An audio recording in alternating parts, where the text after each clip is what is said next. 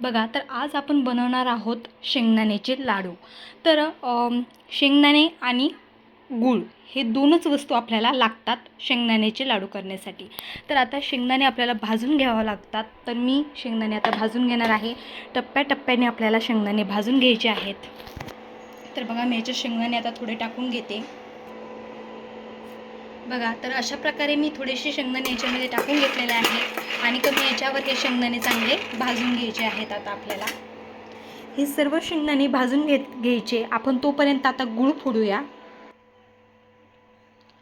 गूळ त्या शेंगदाण्यासाठी आपल्याला एवढा लागणार नाही, तर आपण अर्धाच गूळ फोडून घेऊया. तर बघा, मी अशा प्रकारे गूळ जो आहे तो फोडून घेतलेला आहे. आणि हा का बरं मी बाजूला ठेवला आहे, कारण आपल्याला शेंगदाणे जेवढे आहेत तेवढाच गूळ घ्यायचा आणि कमी जरा पुरला तर आपण हा फोडून घेऊया. चला, आता आपण शेंगदाण्याकडे बघूया.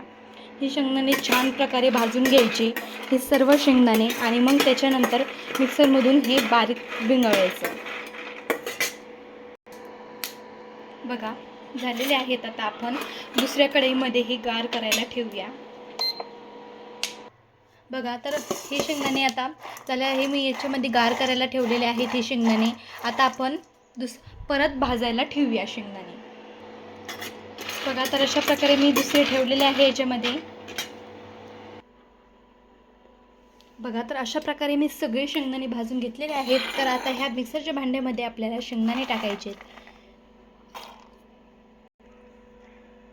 बघा, तर अशा प्रकारे मी याच्यामध्ये शेंगदाणे टाकून घेतलेले आहेत. थोडेसे शेंगदाणे आणि गूळ हा याच्यापुरता याच्यात जेवढं आहे तेवढंच, याच्यात जेवढे शेंगदाणे आहे त्याच्यामध्ये टाकायचं आहे. तर बघा, एवढा गूळ याच्यासाठी बस झाला, कारण जास्त गोड होईल परत. आता हे मिक्सरमधून आपल्याला चांगलं बारीक बिंगवून घ्यायचं आहे. बघा, तर अशा प्रकारे मी बारीक बिंगवून घेतलेलं आहे. असंच आपल्याला सगळं अशाच प्रकारे आपल्याला सगळे शेंगदाणे बिंगवून घ्यायचे आहेत. बघा, तर याचे हे कसं असतं, मी दोन वेळेसच बिंगवलेलं आहे, पण नंतर हे गार जरा झालं तर चांगले आपल्याला लाडू बांधवता येत नाहीत. त्याच्यामुळे आपण काय करूया, अगोदर लाडू बांधून घेऊया. तर बघा, अशा प्रकारे मी लाडू बांधून घ्यायला लागले आता.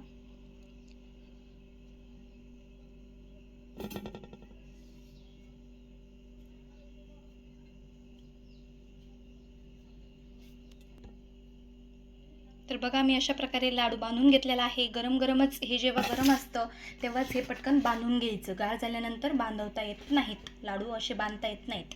तर बघा, किती छान वाटतोय लाडू. बघा, तर अशा प्रकारे आपले शेंगदाण्याचे लाडू हे रेडी आहेत.